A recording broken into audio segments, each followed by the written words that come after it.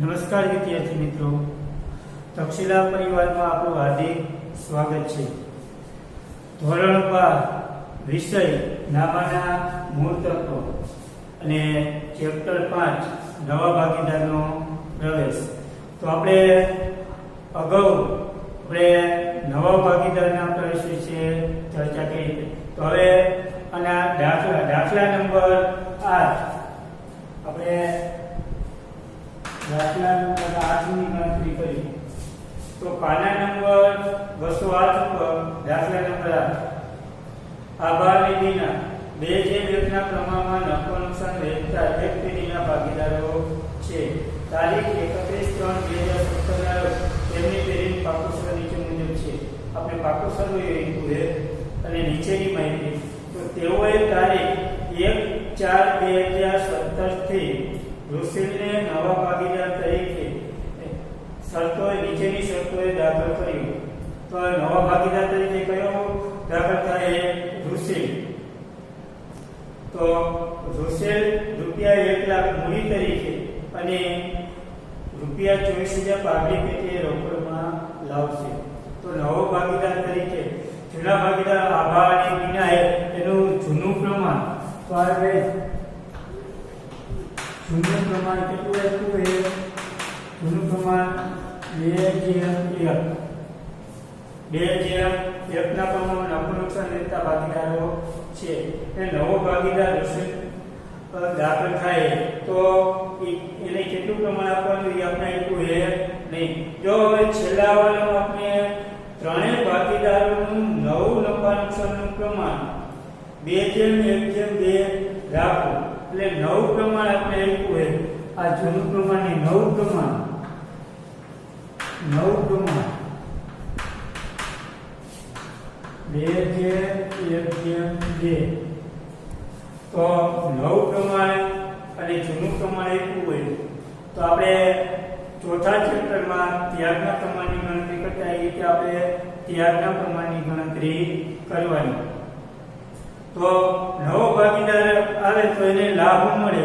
તો જૂના ભાગીદારે કયા ભાગીદારે કેટલો ત્યાગ કર્યો એની આપણે પહેલા ગણતરી કરવાની. તો આપાએ કરેલ ત્યાગ,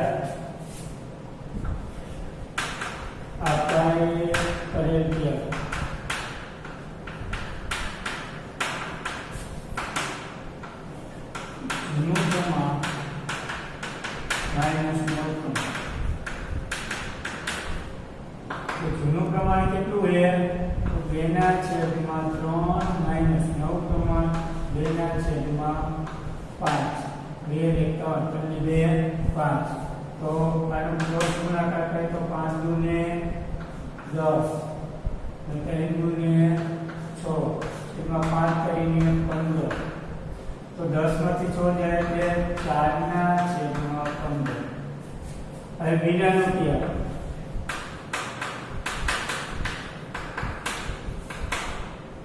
તો જૂનું પ્રમાણ માઈનસ નવું પ્રમાણ. તો જૂનું પ્રમાણ કેટલું આપ્યું છે? 1/3 માઈનસ નવું પ્રમાણ 1/5. ત્યારનો ગુણાકાર 5 × 5 3 × 3 5 કરીને 15. કેટલા આવશે? 5 માંથી 3 જાય તો 2/15. તો ત્યાગનું પ્રમાણ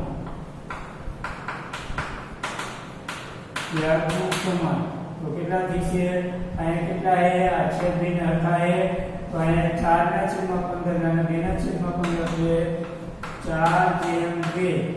તેથી 2/2 આ ત્યાગનું પ્રમાણ આવ્યું.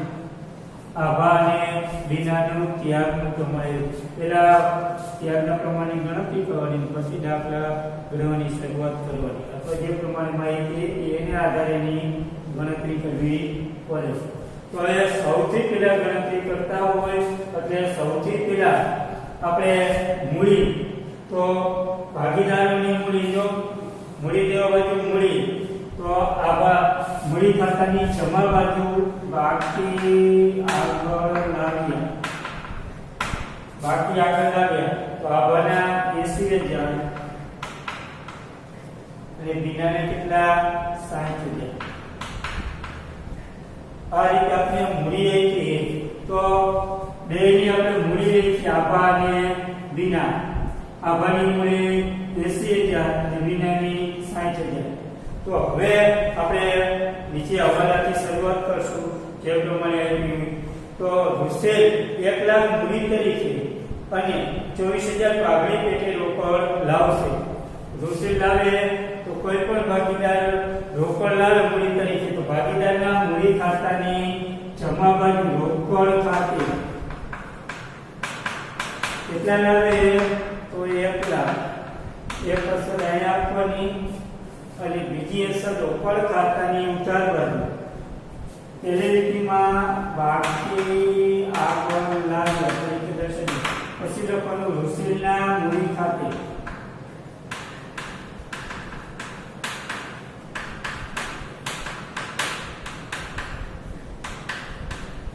ભાગીદાર મૂડી તરીકે લાવે. નવો ભાગીદાર આવે તો મૂડી તરીકે લાવશે તો ભાગીદારના મૂડી ખાતાની જમા બાજુ અને બીજી અસર રોકડ ખાતાની ઉધાર બાજુ રૂસેલના મૂડી ખાતે. હવે અને 24,000 પાઘડી પેટે રોકડમાં લાવશે. 24,000 પાઘડી પેટે લાવશે તો પાઘડીની રકમ જૂના ભાગીદારોના ત્યાગના પ્રમાણમાં વેચાય. તો આપણે ત્યાગનું પ્રમાણ આપણે મળી ગયું 2:1. તો કોઈ પણ ભાગીદાર મૂડી તરીકે લાવે તો એ શું લાવશે રોકડ ખાતે ઉધાર. પાઘડીની આમનો એમ થાય કે રોકડ ખાતે ઉધાર કે પાઘડીના પ્રીમિયમ ખાતે જમા. અને બીજી કે જે પણ પાઘડીની રકમ લાવે નવો ભાગીદાર એ જૂના ભાગીદારના ત્યાગના પ્રમાણમાં વેચાય. તો 24,000 એ પાઘડી તરીકે લાવ્યો તો 24,000 ને 2:1 ના પ્રમાણમાં વેચવાનું. કયા પ્રમાણમાં વેચવાનું 2:1 ના પ્રમાણમાં વેચવાનું.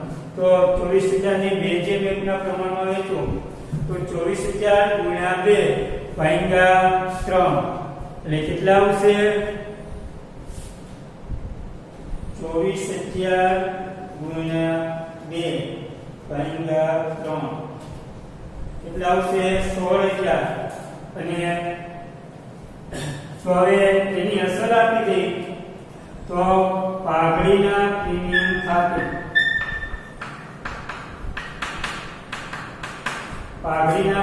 ખાતે તો આમાં કેટલા આવશે 16,000 અને બીનામાં તો 24,000 ગુણ્યા 1 ભાગ્યા 3 એટલે 8 કરીને 24 એટલે 8,000 આવશે. અને આમાં 2 અને બીજી અસર આપવાની પાઘડીના પ્રીમિયમ ખાતે કેટલા 24,000. ખાસ પાઘડીની અસરને ધ્યાનમાં રાખો. કોઈ પણ ભાગીદાર પાઘડીની રકમ રોકડ બનાવે તો આ પાઘડીના પ્રીમિયમ ખાતે આ જે રકમ લાવ્યા હોય એ ભાગીદારના મૂડી ખાતાની જમા બાજુ એના ત્યાગના પ્રમાણમાં વેચાય. તો આપણે ત્યાગના પ્રમાણની એટલા માટે ગણતરી કે ત્યાગનું પ્રમાણ કેટલું હતું 2:1. તો આપણે 24,000 ને 2:1 ના પ્રમાણમાં વેચાય. હવે બીજો હવાલો જમીન મકાનની કિંમત 17,000 થી વધારી. આપણે જમીન મકાનની કિંમતમાં વધારો આપી દીધો હોય તો મિલકતની કિંમતમાં વધારો થાય ત્યારે તો ત્યાં આવશે પુનઃમૂલ્યાંકન ખાતાની જમા બાજુ જમીન ખાતે કેટલો વધારો કીધો એ 17,000. તો પાકા સર્વેમાં મિલકત એના બાજુ જમીન મકાન કેટલા આપ્યા જમીન મકાન તો 72,000 પ્લસ વધારો 17,000.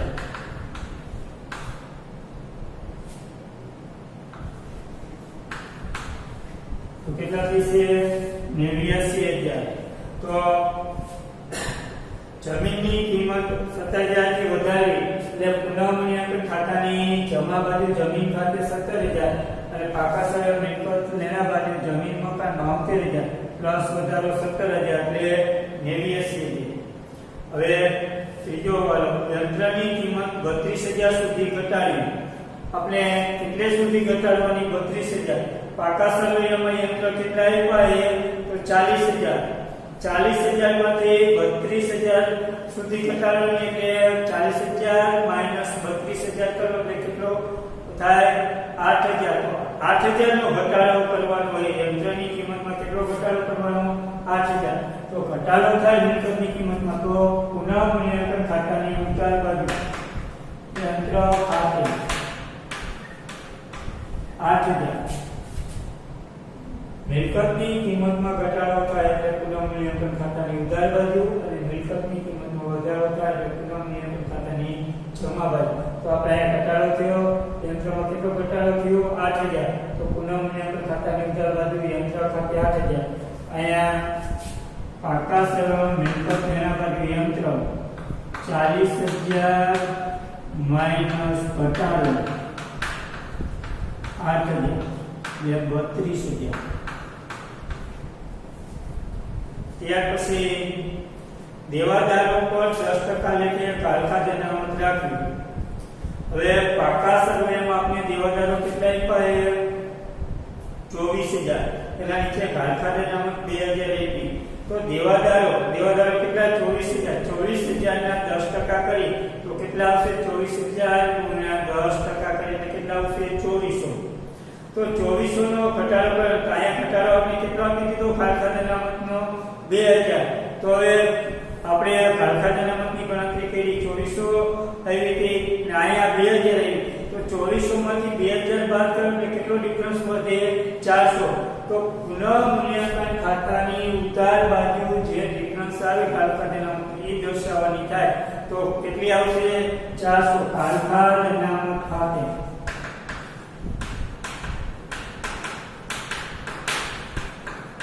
400. કાલકા અનામત ખાતે 400. અને અહીંયા દેવાદારો 24,000 માઈનસ કાલકા અનામત તો કેટલા? 2400. તો 24,000 માઈનસ 2400 એટલે કેટલા આવશે? તો આપણે બાદબાકી કરીએ. 24,000 માઈનસ 2400 21,600 કેટલા આવશે? 21,600. જો ખાસ આ કાલકા અનામતમાં ધ્યાન રાખવાનું છે. જે પ્રમાણે કાલકા અનામત રાખવાની હોય એ કાલકા અનામતની ગણતરી કરી અને પાકા સરવૈયામાં જે કાલકા અનામત આપી હોય તેના એને બેનો ડિફરન્સ શોધવાનો, તેમાંથી બાદ કરવાની. આપણે જે હવાલામાં કાલકા આપી હોય અને પાકા સરવૈયામાં તો આપણે હવાલામાં કેટલી આવી હતી?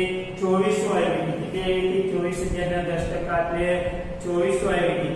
એમાંથી 2,000 બાદ કર્યા એટલે કેટલા? 400. તો 400 આપણે 2,000 એમાં દર્શાવીએ તો બાકી કેટલી રહી?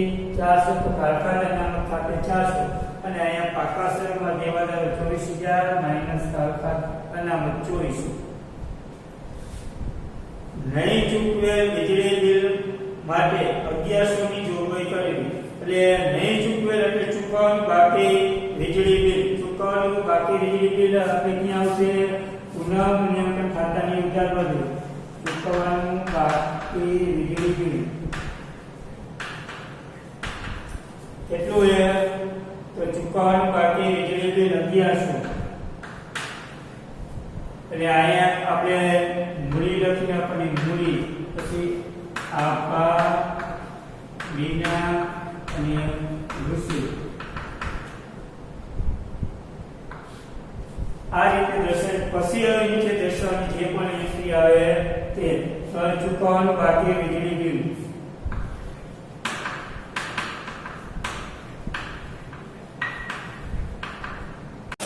ચૂકવવાનું બાકી વીજળી બિલ.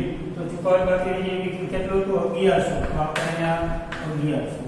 હવે આપણે હવાલાની બધી એન્ટ્રી અપાઈ ગઈ. હવે પાકા સરવૈયાની એન્ટ્રી આપવાની. પાકા સરવૈયામાં મિલકતના બાજુથી એન્ટ્રી આપવાની. મિલકતો તો એમાં પાઘડીની ભાગીદારો જૂના ભાગીદારો વચ્ચે વેચાય તો ભાગીદારના મૂડી ખાતાની ઉધાર બાજુ વેચાય. કઈ બાજુ? પાકા સરવૈયાની પાઘડી ભાગીદારના મૂડી ખાતાની ઉધાર બાજુ પાઘડી ખાતે.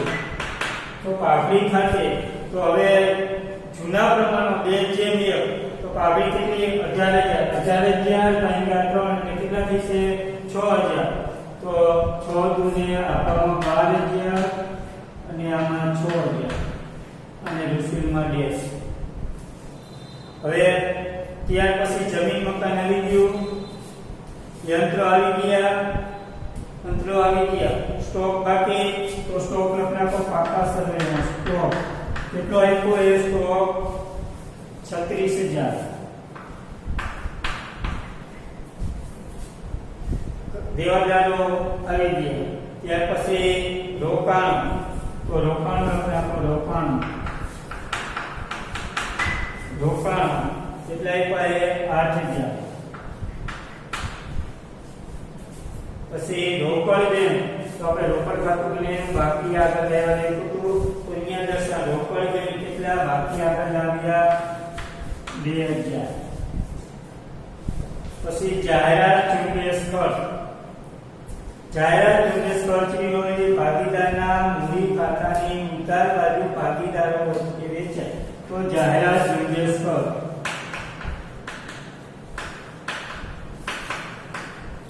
જાહેરાત ઝુંબેશ ખર્ચ કેટલો આપ્યો 6,000 ને 3 ભાગ પર આપણે કેટલા 2,000 તો 2 જેમ એક નંબર લખે 4,000 અને 2,000.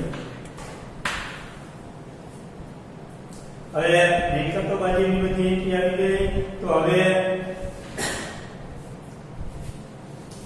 મૂડી દેવા બાજુ સામાન્ય અનામત ભાગીદારો વચ્ચે વેચાય તો ભાગીદારના મૂડી ખાતાની જમા બાજુ તો સામાન્ય અનામત કેટલા 18,000 તો 18,000 ને જૂનું પ્રમાણ 2 જેમ 1 ના પ્રમાણ 18,000 ભાગ્યા 3 એટલે 6 દુને 12,000 અને 6,000. પછી કારીગર વળતર અનામત ભાગીદારો વચ્ચે વેચાય કારીગર વળતર અનામત તો કેટલા 45 ના 3 ભાગ પાડીએ એટલે 1,500 તો 15 દુને 30 એટલે 3,000 અને 1,500. આ બધું જૂના ભાગીદાર વચ્ચે વેચવામાં આવે. રોકાણ અનામત બધે વેચાય તો રોકાણ અનામત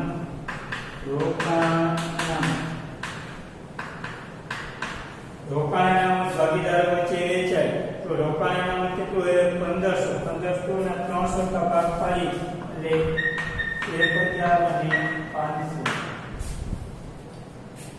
હવે લેણદાર આપણે એવા નથી તો લેણદાર જ્યાં આવ્યો હોય ત્યાં આપણે દર્શન પાકા સરળની મૂડી દેવાનું લેણદાર તો લેણદાર કેટલા 28,000. પછી દેવી ઊંડી તો કેટલા 12,000. અને બધી એન્ટ્રી પૂરી થઈ ગઈ. હવાલાની એન્ટ્રી પૂરી થઈ, પાકા સરળની બધી એન્ટ્રી પૂરી થઈ તો હવે સૌપ્રથમ પુનઃ મૂલ્યાંકન ખાતું બંધ કરવાનું. તો પુનઃ મૂલ્યાંકન ખાતાની બે બાજુ જોવાનું. પેલી બાજુ ટોટલ વધારે થશે, આલી પણ વધારે થશે. જમા બાજુ કેટલા 17,000 અને આલી પૂરા 17,000 માઈનસ આપણે બાદ કરવાના 17,000 માઈનસ 8,000 માઈનસ 400 માઈનસ 1,100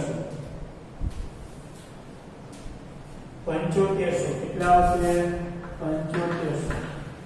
આ રીતે પુનઃ મૂલ્યાંકન ખાતાનો નફો કયા પ્રમાણમાં બે જે જૂના પ્રમાણમાં આભાર જૂના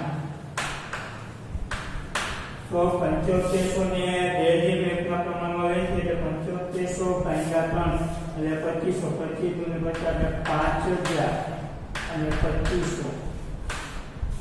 આ પુનઃ નફો રહ્યો એ ભાગીદારના મૂડી ખાતાની જમા બાજુ પુનઃ નફો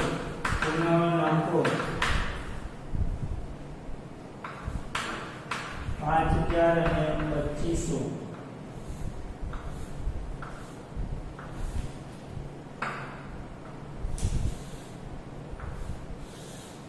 હવે ભાગીદાર ભાગીદારના મૂડી ખાતા બંધ કરી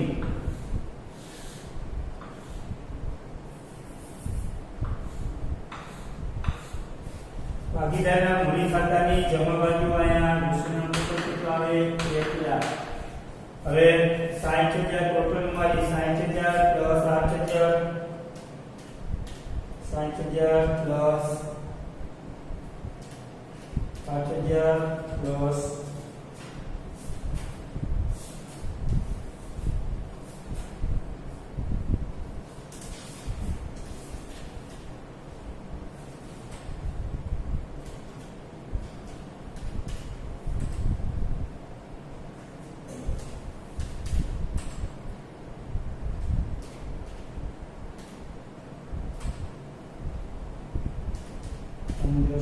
પ્લસ કેટલા આવશે 71,500 ને કેટલા આવશે 71,500. હવે આનો ટોટલ મારી તો એનો ટોટલ મારી એટલે 80,000 પ્લસ 16,000 12,000 3 ને 4 4 ને 5 9,000 1,70,000. હવે મૂડી આ જે ટોટલ હોય એ આપણે ઉતાર બાજુ મૂકી 1,78,500 અને 1,70,000.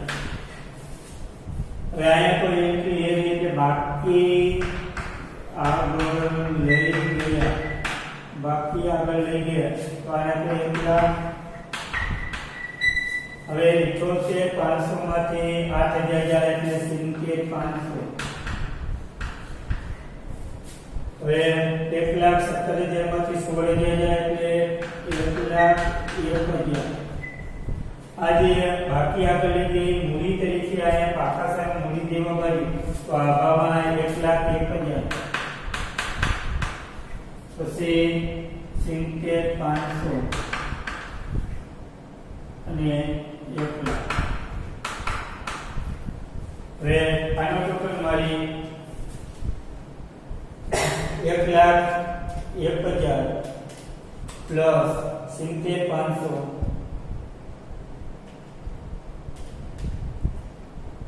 પ્લસ 1,00,000